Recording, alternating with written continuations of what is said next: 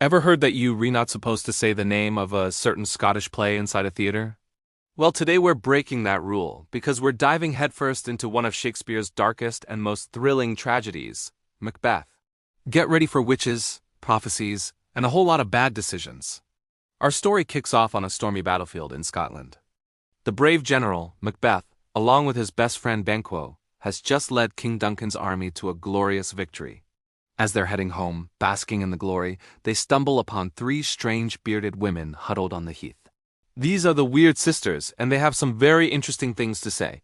They greet Macbeth first, hailing him as Thane of Glamis, which he already is. But then they call him Thane of Cawdor, which is a title belonging to someone else. And finally they drop the biggest bombshell. All hail Macbeth, that shalt be king hereafter.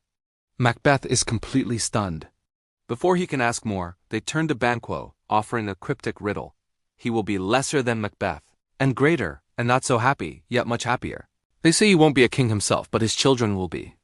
Then, as quickly as they appeared, the witches vanish into thin air. Macbeth and Banquo are left trying to make sense of it all. Was it just a hallucination? But just then, messengers from King Duncan arrive. They bring news. The old Thane of Cawdor was a traitor and has been executed. As a reward for his bravery, the king has named Macbeth the new Thane of Cawdor. The first part of the prophecy has come true instantly. Macbeth's mind starts racing. If the Thane of Cawdor prophecy came true, could the one about him becoming king also be real? A dark, ambitious thought takes root in his mind. He writes a letter to his wife, Lady Macbeth, telling her everything. Now, if you thought Macbeth was ambitious, wait until you meet his wife. When she reads the letter, she doesn't hesitate for a second. She knows Macbeth has the ambition, but she fears he's too full o' the milk of human kindness to do what's necessary to seize the crown. She decides she have to be the one to push him. And wouldn't you know it, a messenger arrives with the news that King Duncan himself is coming to stay the night at their castle. The opportunity is perfect, almost too perfect. That night, the atmosphere in Macbeth's castle is thick with tension. Duncan is a guest, a good king, and Macbeth's cousin. Killing him would be a violation of every sacred trust. Macbeth starts having second thoughts. He tells his wife he can't go through with it. But Lady Macbeth is relentless. She questions his manhood, calls him a coward, and lays out a seemingly foolproof plan. They will get the king's guards drunk, use their daggers to kill Duncan in his sleep, and then smear the blood on the guards to frame them. Her fierce determination wins him over. His conscience is silenced, and he agrees to the horrific deed. Later that night, as Macbeth waits for the signal, he sees a vision, a bloody dagger floating in the air, pointing him toward Duncan's chamber. Is it real, or a symptom of his fevered mind? He follows it anyway. While Lady Macbeth waits, she hears a cry. Macbeth returns, his hands covered in blood, holding the daggers. He's completely shell-shocked. "I have done the deed," he says, horrified by what he's become. He's so shaken that he forgot to leave the daggers with the guards. Lady Macbeth, frustrated, calls him an infant, snatches the daggers, and goes to finish the plan herself, returning with her own hands stained red.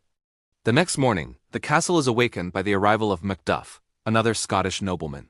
He goes to wake the king and returns screaming, "Oh, horror, horror!" The murder is discovered. In the ensuing chaos, Macbeth confesses that in his fury over the king's death, he killed the two drunken guards. A convenient way to silence any potential witnesses. Duncan's sons, Malcolm and Donalbain, fear for their own lives and decide to flee the country, which makes them look guilty. With the king dead and his heirs gone, Macbeth, as the king's kinsman, is named the new king of Scotland. The prophecy is fulfilled. Macbeth is king. But his crown feels heavy, and his mind is filled with paranoia. He can't stop thinking about the witch's other prophecy, that Banquo's children will be kings. He sees Banquo as a threat to his newly gained power. The man who was once his closest friend is now an obstacle. So King Macbeth decides to solve this problem the only way he knows how now: more murder. He secretly hires assassins to ambush and kill both Banquo and his young son, Fleance, as they ride back to the castle for a celebratory banquet. The assassins succeed in killing Banquo, but in the darkness and confusion, Fleance escapes. That night, at the grand feast, Macbeth tries to play the part of the gracious host. But when he goes to take his seat, he sees the bloody ghost of Banquo sitting in his chair. No one else can see it. Macbeth starts shouting at the empty chair, terrifying his guests. Lady Macbeth tries to cover for him, saying he's had these strange fits since childhood. But the damage is done. The banquet is a disaster, and the lords leave, whispering about their new king's strange and violent behavior. Haunted by guilt and fear, and knowing that Fleance is still alive, Macbeth realizes there's no turning back. He has waded so far into a river of blood that returning would be as difficult as going forward. He decides his only option is to seek out the weird sisters again, to demand more answers about his future, no matter how terrible they may be. And that's where we'll leave it for today. At the end of a very bloody Act 3, thanks so much for watching this breakdown of the first half of Macbeth.